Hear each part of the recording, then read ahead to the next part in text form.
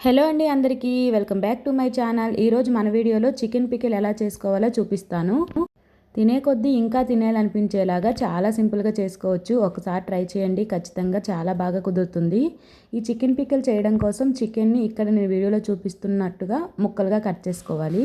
మరి పెద్ద ముక్కలుగా కాకుండా, అలాగని చిన్న చిన్న ముక్కలుగా కాకుండా వీడియోలో చూపించిన సైజులో ముక్కలు కట్ చేసుకోండి. ఎందుకంటే చికెన్ ఫ్రై అయ్యేసరికి మనకి పికిల్లోకి కరెక్ట్గా ఉంటుందన్నమాట పీసు. అందుకని ఈ సైజులో కట్ చేసుకొని చికెన్ అంతా కూడా నీట్గా శుభ్రం చేసేసుకొని ముందు ఉడికించుకోవాలి. చికెన్లో వాటర్ అంతా ఇంకిపోయేంత వరకు ఉప్పు పసుపు వేసి దగ్గర పడేంత వరకు బాగా ఉడికించుకోవాలండి.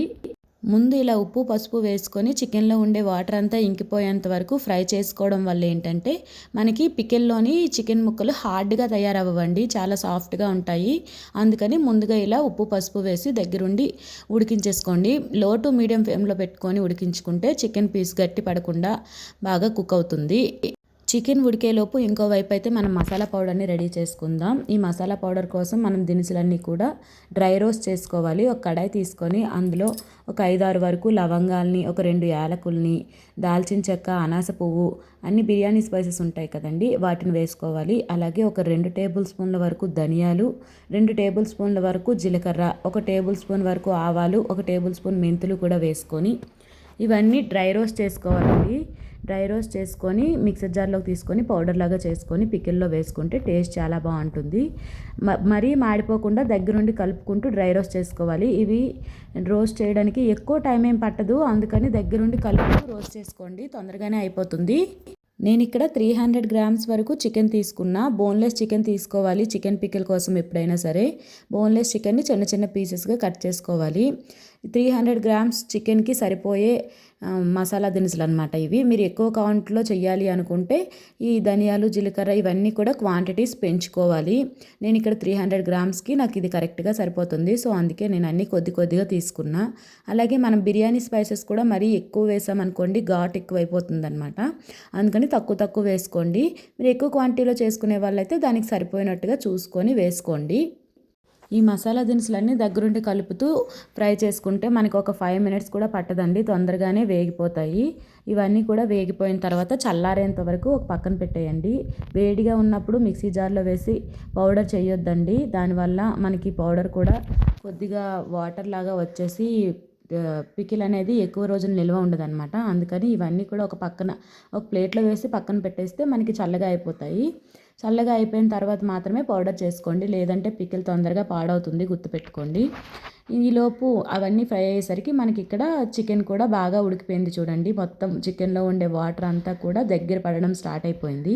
ఇలా అయ్యేంత వరకు కూడా మనము చికెన్ని ఫ్రై చేసుకోవాలి. ఇందులో మనం వాటర్ కానీ ఆయిల్ కానీ ఏమీ యాడ్ చేయలేదు, చూసారు కదా.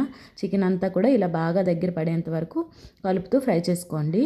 ఇప్పుడు ఈ చికెన్ని కూడా వేరే ప్లేట్లోకి తీసేసుకొని ఒక పక్కన పెట్టేసుకోండి. చికెన్ని ఎక్కువగా ఇష్టపడే వారికి ఈ వీడియోని ఖచ్చితంగా షేర్ చేయండి. చికెన్ పికిల్ చేసుకొని ఉంచుకుంటే ఎప్పుడైనా సరే అప్పటికప్పుడు చికెన్ తినాలి అనిపించినప్పుడు వెంటనే చికెన్ పికిల్తో తినేయొచ్చు, చాలా బాగుంటుందండి. అలాగే మనకి ఏదైనా సాంబార్లోకి, రసంలోకి సైడ్ డిష్గా కూడా చాలా బాగుంటుంది. తప్పకుండా ఒకసారి ట్రై చేయండి, మీ అందరికీ కూడా చాలా బాగా నచ్చుతుంది. చికెన్ అంతా కూడా దగ్గర పడిపోయింది కదా. ఇప్పుడు చికెన్ ఒక పక్కన పెట్టేసి మనం ముందుగా ఫ్రై చేసుకున్న మసాలా దినుసులన్నీ కూడా మిక్సర్ జార్లోకి తీసుకొని మెత్తని పౌడర్ లాగా చేసుకోవాలండి. మెత్తగా పౌడర్ లాగా చేసుకోవాలి, మరి కచ్చా పచ్చగా కాకుండా మెత్తగా పౌడర్ లాగా చేసుకుంటేనే మనకి చికెన్ పికిల్లో వేసుకునేటప్పుడు బాగుంటుందన్నమాట. నేను ఇక్కడ ఫైన్ పౌడర్ లాగా గ్రైండ్ చేసేసుకున్నా. ఇలాగే చేసుకోవాలండి, మరి బరకగా మాత్రం చేసుకోకూడదు. ఇప్పుడు అదే కడాయిలో కొద్దిగా ఆయిల్ తీసుకున్నాను.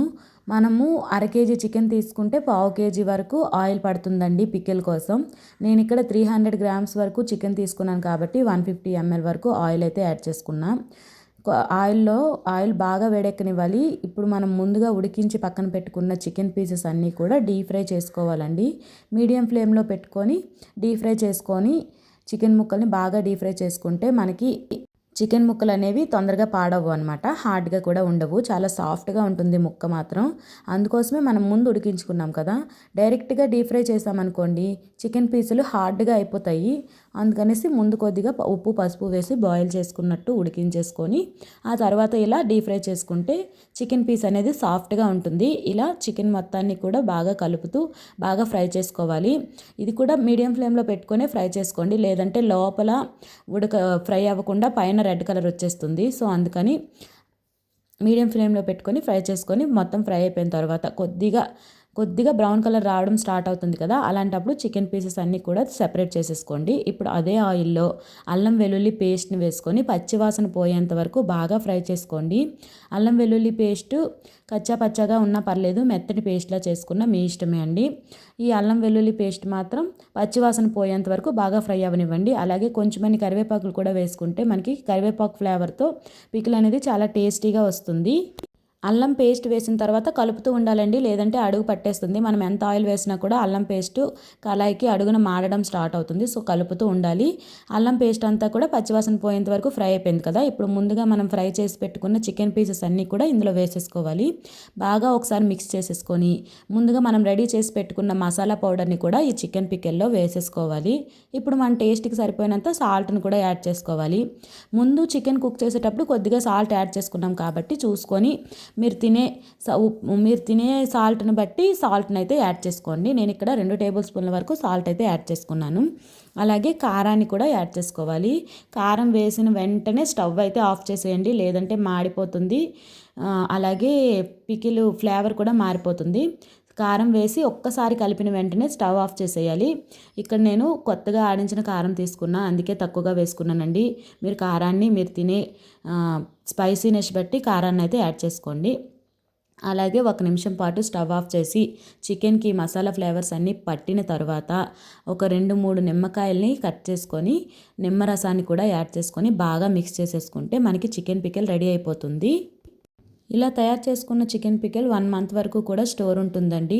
మనం తయారు చేసిన రోజు మొత్తం మనము బయటే ఉంచేయాలి. ఆ తర్వాత నెక్స్ట్ డే నుంచి ఫ్రిడ్జ్లో స్టోర్ చేసుకోవచ్చు. బయట అయినా సరే పాడవదు, చాలా బాగుంటుంది. వేడి వేడి అన్నంలోకి అయితే నిజంగా టేస్ట్ సూపర్గా ఉంటుంది. ఒకసారి ట్రై చేసి ఎలా వచ్చిందో ఖచ్చితంగా కామెంట్ చేయండి. చాలా బాగా నచ్చుతుందండి.